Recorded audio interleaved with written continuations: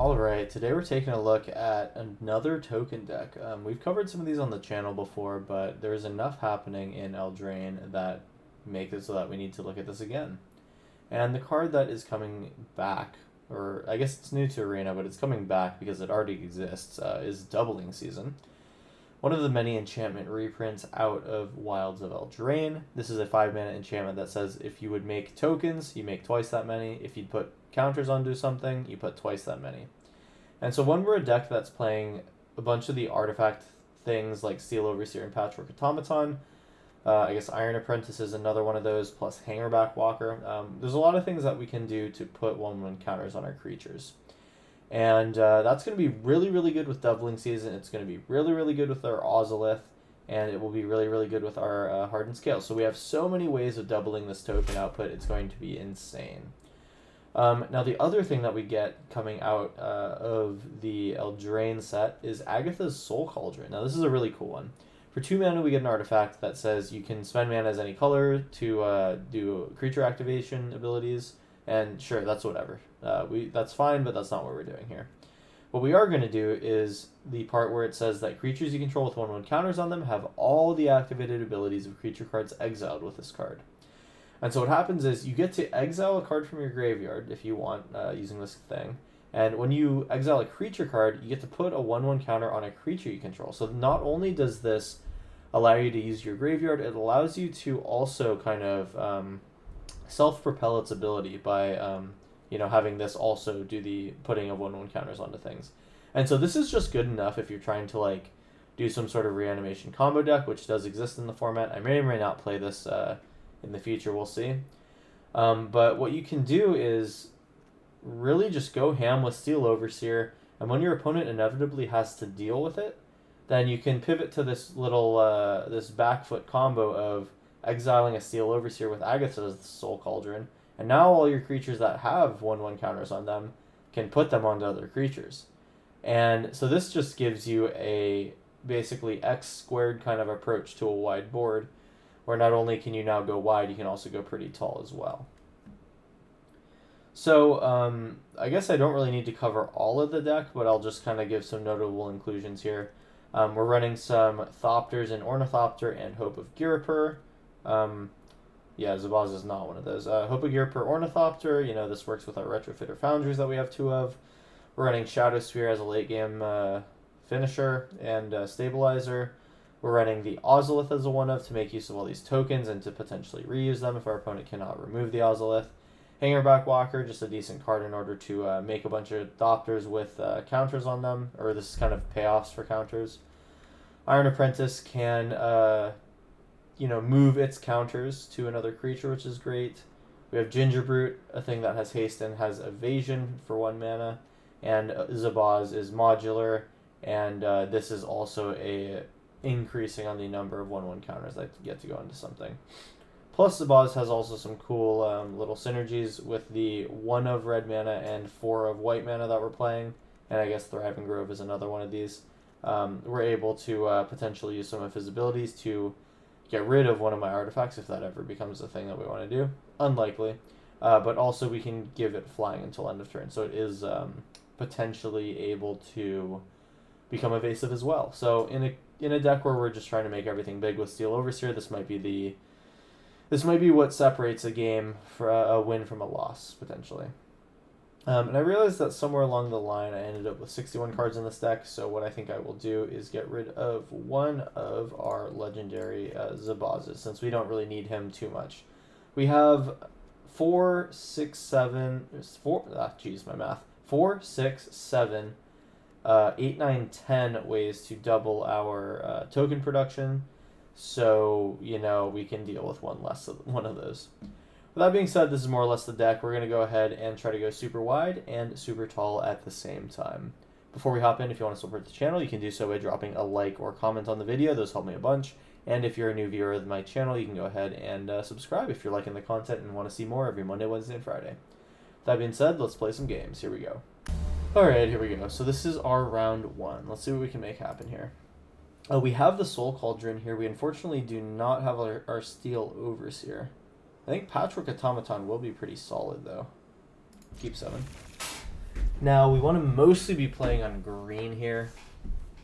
Or at least one green. We really don't need more than one of each pip. We will take a ginger brute out, rather. And see if we can go ahead and ramp out here. We do find our next land.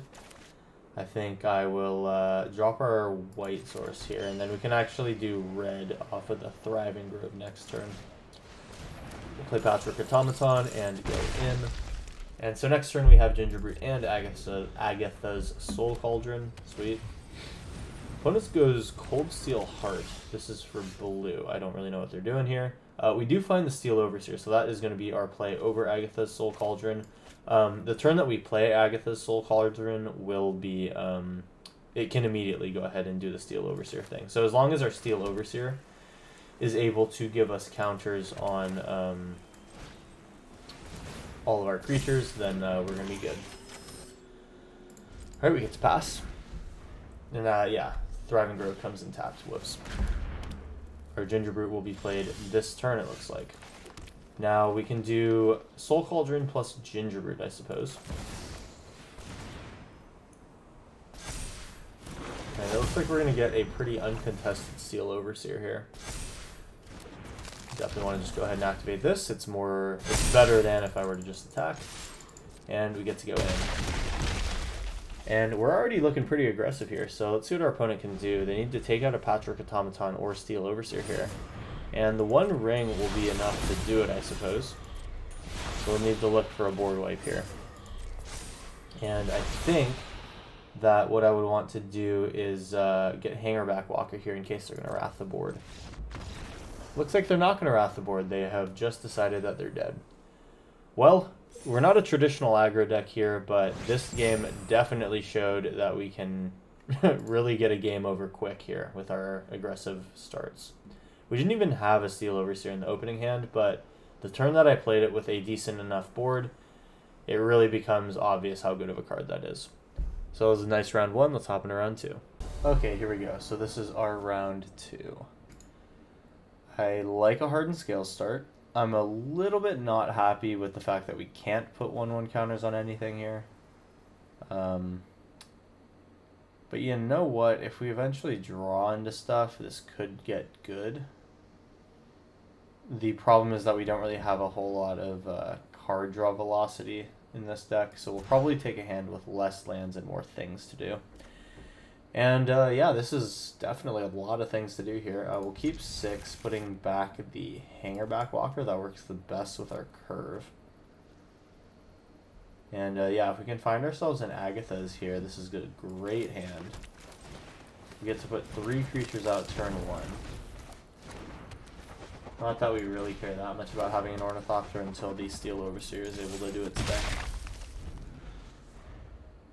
Let's see what our opponent does. They just go ahead and pass back, and wow, we even have the Agatha's Soul Cauldron here. That's great. We'll go in for another one, hoping that they eventually kill my Steel Overseer. Oh, it's another Steel Overseer. That's nasty. Well, we might just get the aggro move going on here. There is a lot more damage than the first couple of turns, so that's great. And it'll be even more coming up here soon. Let's see if our opponent can kill stuff.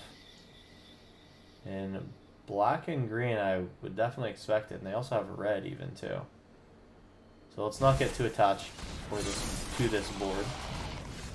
Here's Hardened Scales, which now makes this super good. We'll just go ahead and attack with everything. See if they'd like to lifelink. They would like to lifelink, so we'll activate this. And we will activate this, making everything super big. Opponent's at 4, and we have over 20 power on board. Almost 30 power, that is. 28 in total. So that's great. Love seeing this kind of thing. And now our opponent's got to find a board wipe here. They do exist for 4 mana. You have Cult Ritual of Soot. There's There's the blue and there's the black and green one. A lot of different ways they could have gotten out of here, but looks like they didn't. And we again take another aggro win. Pretty sweet. Let's hop into round 3. Okay, round 3. Let's go. I'll take a hand that has a Steel Overseer and a Nozolith, that's for sure. I think I'll take this opportunity to get a Hope of Ghirapur out. It's good if I draw a Foundry. It's also good if they happen to want to cast a lot of non-creature spells. Lair the Hydra, cool. Here's Steel Overseer, and then next turn we just play all this crap out of our hand and activate Overseer. That is a pretty good wide setup. Alright, boom, and we go 1, 2, 3. Alright, this is huge. A lot of stuff happening now. Our board's getting big once again. This is a nice turbo start. I could have considered doing something about Hope of Ghirapur. I think once we get to a 2-turn clock, it will be a good idea to activate Hope of Ghirapur. Okay, so Steel Overseer is dead. If we find an Agatha's Soul Cauldron, we feel really happy. We find Doubling Season instead. I think I'll just go ahead and activate Lair of the Hydra for 3. And then we're gonna have 6 damage, so I mean I can just lose Hope of Ghirapur, and opponent should just about be dead. I can make this into a 2/2, and we get to go in. We will put the counters on to, let's say, our Gingerbrute. Take action. We get to go in. Opponent goes to 4, and then we'll activate Hope of Ghirapur.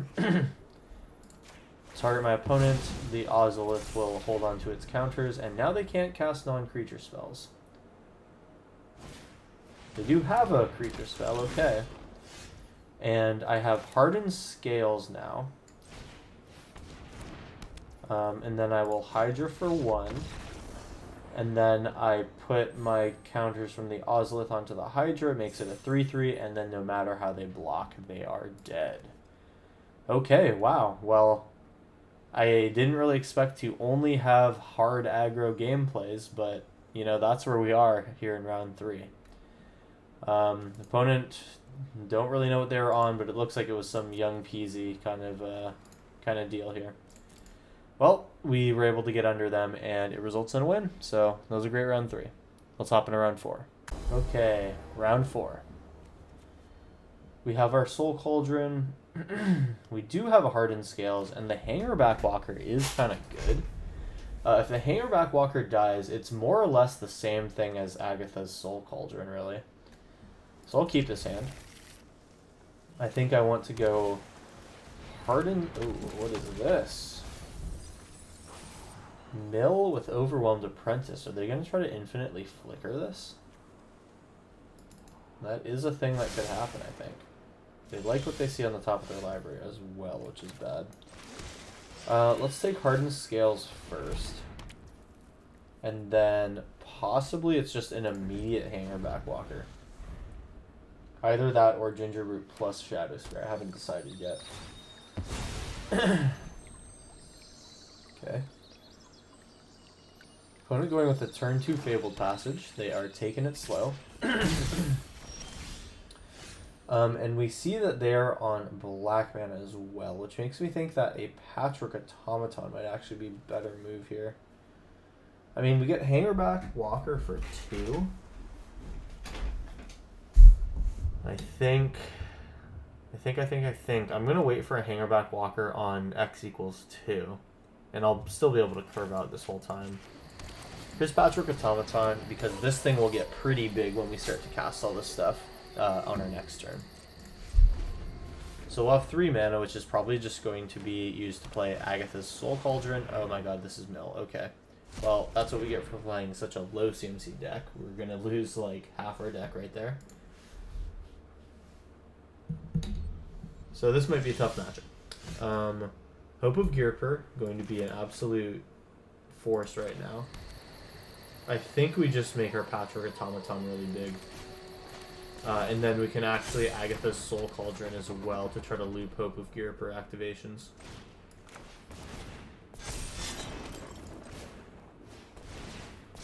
Right. I mean, we have a 7/7 right now. We can make that a 9/9 pretty quickly with Hangerback Walker, but I think I'd rather just play Hangerback Walker when we get to that point. We'll go in with the 7/7, see if they want to block. I imagine they might want to. No, they'll take their 7. And we got to find a way to sneak a win here. Our life total doesn't matter, but Shadow Spear giving trample could be relevant. Especially if they already took 7 and now their life total's threatened. Whereas they might be thinking they can get away with a chump block here to buy them some time. Shadow Spear will say no to that kind of thing. And if that's the case, it may be worth it to activate Shadow Spear and then cast Hangerback Walker for X = 0. Especially if we draw a 1-mana spell. So it's Bruvac. That's bad. We find our 4th mana. That's great. So that means we can Shadow Spear. And then we can Hangerback Walker for 1. We can go in here with Guriper and that. And I think this is actually going to be a pretty easy win for us here. Opponent goes to 2. We activate Guriper. We cannot be milled here. We have 23 cards left in deck. Next turn, we cast Agatha's Soul Cauldron. We activate it on Hope of Guriper, putting a counter on Gingerbrute. And then we just make Gingerbrute not able to block. And we can make them unable to cast spells once again. And it looks like even that one activation of Hope of Guriper was enough. Sweet. Well, we actually got into one of the more niche lines in this deck, which I thought was pretty cool. Agatha's Soul Cauldron and Gingerbrute being able to give things the can't be blocked text is nice. Hope of Guriper being able to potentially lock our opponent out by using the Hope of Guriper activation. And then just generally a Patchwork Automaton plus Hardened Scales is pretty sweet. And then we also had Hangerback Walker if they were some sort of deck that could wipe the board. Yeah, I think we had a lot of exits covered there, surprisingly. And even though their Tasha's Hideous Laughter took pretty much just straight up 20 cards out of the deck, I think we did fine. So anyway, that was a pretty solid game. I'm actually very happy about that one. And at just under 5 minutes, it was still our longest game. So let's hop into round 5 here and try to end out on another great one. Here we go. Okay, this is the final round. Let's hope it's a good one. We have Ozolith, the one from March of Machines, so that's kind of cool. Iron Apprentice is nice, Hope of Guriper is nice, and that does work well with Retrofitter Foundry. So this will be a bit of a standard standard Retrofitter plus Ornithopter kind of plan. I think that maybe I should have played these Iron Apprentices first, but it's okay. I think I'm going to hold off on doing the Retrofitter Foundry thing for a bit. Well, okay, I guess if they don't take it right now, I'm going to definitely play Foundry. Whichever one they don't take, Foundry or Shattered Spire, I'll just play the other. Okay. I think if I'm them, yeah, they chose right there. Okay, so this is that, this is that. We will play this as the artifact and go in. Alright, we pass.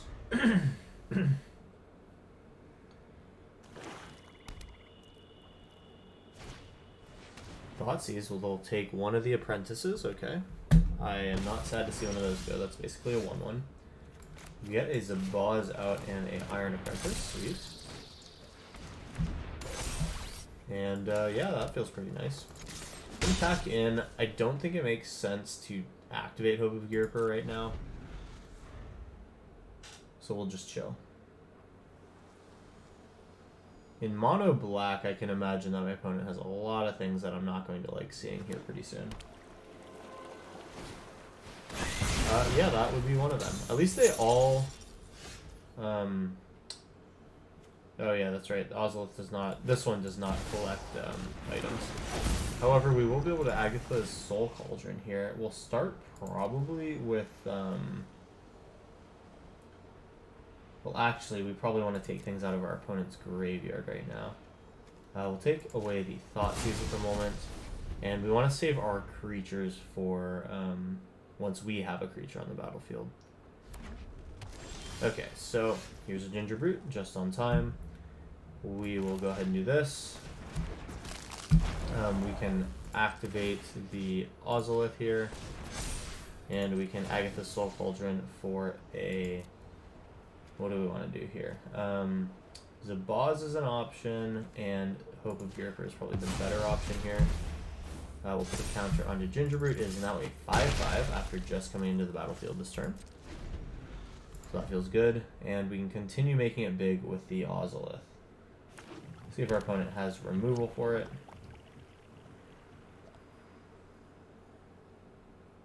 A lot of different things could be happening here.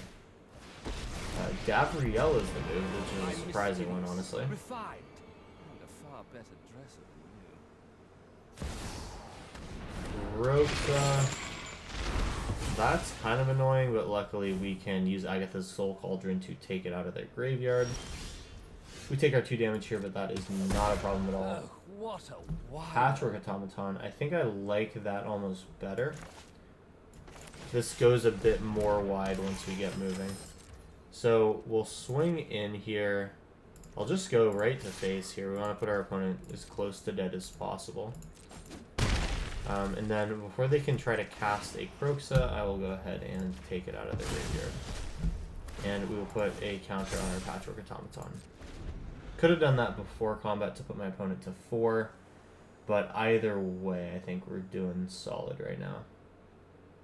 They're going to kill one of my creatures, probably the Gingerbrute, and then I got to find a way to make my Patchwork Automaton big enough. They just pilfer and say that they're out of there. Alright.